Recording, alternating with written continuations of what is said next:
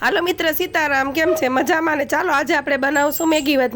Maggi ભાતમાં શું શું સામગ્રી જોઈએ તે તમને બતાવું છું. જો આપણે પહેલાં એક વાટકી ગરમ તેલ મૂકી દઈએ, તેમાં તમાલપત્ર નાખી દઈએ, લાલ મરચું, ત્યાર પછી જીરું અને થોડીક વાર તેને સાતળવા દેવાનું. ત્યાર પછી તેમાં નાખશું આપણે લીમડો નાખી અને થોડુંક લસણની કળી નાખશું.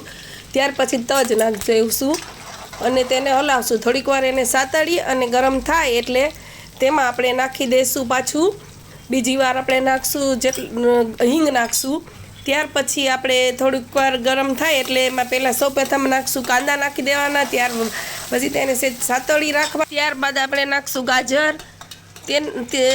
તેના પછી આપણે નાખી દેવાનું છે કેપ્સિકમ નાખ્યા પછી આપણે તેમાં ભેળવી દઈશું બટેટું તેમાં ભેળવી અને પછી તેને થોડુંક આપણે સાતળવાનું થોડીક વાર. પછી તેમાં આપણે નાખી દેવાની કોબી પછી આપણે નાખી દઈશું વટાણા નાખી અને પછી આપણે બધું મિક્સ કરી નાખશું. ધીમે ધીમે આપણે બધા એને મિક્સ કરી અને મસાલો નાખશું. ધાણા જીરું 2 ચમચી, ત્યારબાદ આપણે 1 ચમચી લાલ મરચું નાખશું.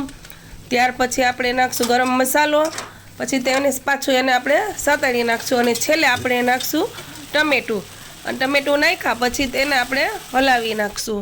હલાવ્યા બાદ આપણે તેમાં નાખશું મેગી મસાલો નાખી અને તેનું મિક્સ કરી દેવું. મેન જે છે આ મેગી ભાતમાં તે આ મસાલો છે. તેમાં હવે આપણે ભેળવી દઈશું ભાત. આપણે ભાત પહેલાં બફાવી અને છૂટા કરી નાખ્યા છે. છૂટા કરીને હવે આપણે એમાં નાખશું એટલે આપણે ભાત બનાવ્યા પછી તે એકદમ છૂટા રહેશે. અને હવે આપણે નાખી દઈશું તેમાં મેગી પણ આપણે વહેલી ગરમ કરી અને ઠારી અને છૂટી કરી નાખી છે અને મિક્સ કરી અને હવે જો તે બની ગયા છે, મસ્ત બની ગયા છે અને મિક્સ થઈ ગયા એટલે હવે આપણા ભાત રેડી થવા લાગ્યા છે. થોડાક આપણે તેને ગરમ કડાઈમાં સરસ કરી નાખીએ અને પછી તેને વસ્તુ બધી મિક્સ કરી નાખીએ. ત્યારબાદ તેમાં આપણે ચાલો ભાત આપણા તૈયાર થઈ ગયા છે અને આપણે ટેસ્ટ કરી લઈએ અને તમે પણ તમારી ઘરે જરૂરથી બનાવજો. હર હર મહાદેવ, જય